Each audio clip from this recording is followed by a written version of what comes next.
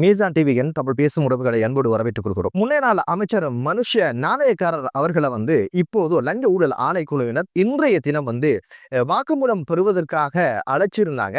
எது குறித்து அப்படின்னு கேட்டீங்கன்னா, இவர் வெளிநாட்டு வேலைவாய்ப்பு அமைச்சராக இருந்த நேரம் இஸ்ரேல் நாட்டுக்கு விவசாய பணியாளர்களை அனுப்பிய அந்த ஒரு செயற்திட்டத்துல ஊழல் நடந்ததாகத்தான் இப்போது சந்தேகிச்சாங்க. அதுக்கான விசாரணையை தொடங்கி இருக்கிறாங்க.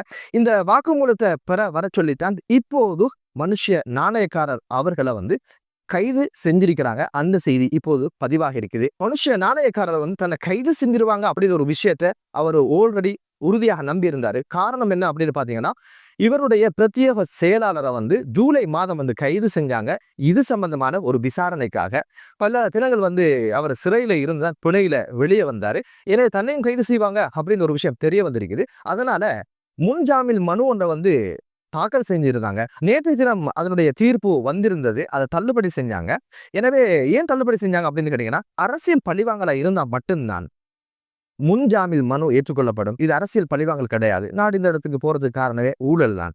ஊழலுக்கு பேர் போனவங்க அப்படின்ற வகையில பல்வேறு விஷயங்கள் சாட்சியங்களா சேகரிச்சிருப்பாங்க. அதனாலதான் அவங்கள வாக்குமூலம் பெற வர சொன்னாங்க. கைதண்டியே இவர் பதறி போனாருன்னு கேட்டா, இவருக்கு தெரியும் நடந்தது என்ன நடந்தது ஏது நடந்தது. அதனாலதான் பதறி போனாரு. அது மட்டுமல்ல, இவருடைய சகோதரர் பின்லாந்து நாடுக்கு ஒருத்தர் அனுப்புறதுக்கு 40 லட்சம் கேட்டிருக்கிறாரு. அவர் 30 லட்சத்தை கொடுத்திருக்கிறாரு. பயணம் அனுப்புவார் அப்படின்னு சொல்லி வெளிநாட்டுக்கு போயிடலாம், சம்பாதிக்கலாம், வாழ்க்கையில செட்டில் ஆகிடலாம் அப்படின்ற ஆசையில 30 லட்சத்தை தூக்கி கொடுத்திருக்கிறாரு.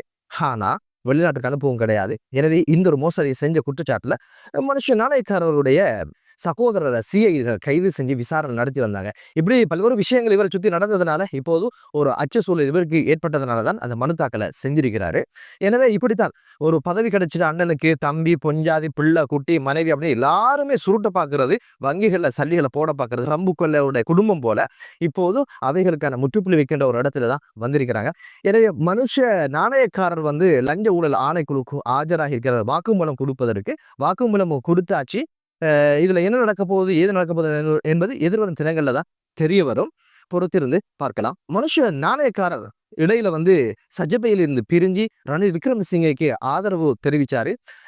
ஆதரவு தெரிவிச்சதுக்கு பிற்பாடு இவர் பல இடங்கள்ல செயல் வீரன் ரணில் விக்ரமசிங்க நாட்டை ரணில் விக்ரமசிங்க கைப்பற்ற இல்லைன்னா கென்யா மாதிரி ஒரு நாடாக இந்த நாடு மாறி இருக்கும் என்று சொன்னவர் தான் இவர்.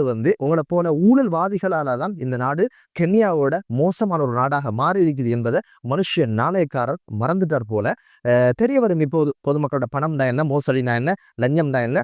எனவே ரணில் விக்ரமசிங்கையோட சேர்ந்ததுனால தான் அவர் அன்னைக்கு அமைச்சு பதவியை துறக்க வேண்டி இருந்தது. காரணம், சஜ்ஜபி ஒரு வழக்கப்பட்டது எங்க கட்சியினோட போனவர் இப்ப ரணில் விக்ரமசிங்கோட சேர்ந்து அமைச்சு பதவியை வகிக்கிறார்னு சொல்லி அதுக்கான தீர்ப்பு வந்ததுனால அவரும் அமைச்சு பதவியை துறக்க வேண்டிய ஒரு சூழ்நிலை ஏற்பட்டது. அதுக்கு பிறகு என்ன பண்ணார் ரணில் விக்ரமசிங்கே அப்படின்னு கேட்டீங்கன்னா, கூப்பிட்டு உடனடியாக தனது ஆலோசகரான மனுஷ நாணயக்காரருக்கு ஒரு நியமனத்தை கொடுத்து அழகு பார்த்தாருன்ற ஒரு விஷயமும் செய்திகளாக இப்போது விமர்சிக்கப்படுவதை பார்க்க முடியுது.